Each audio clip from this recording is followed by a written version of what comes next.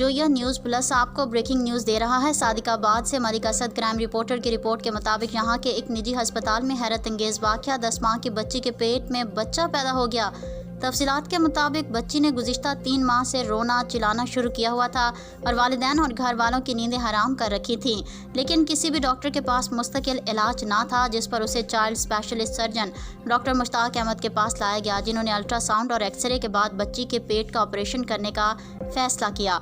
मुहारत के साथ कामयाब ऑपरेशन डॉक्टर और उनकी टीम इस वक्त इंतहाई हैरत का शदीद झटका लगा जब देखा कि बच्ची के पेट में बच्चा पल रहा है। इस पर डॉक्टर्स मुश्ताक अहमद और उनकी टीम ने निहायत मुहारत से ज़ेरे परवरिश बच्चे को बाहर निकाला। बच्ची सेहत है और उसकी हालत ख़तरे से बाहर बताई जाती है।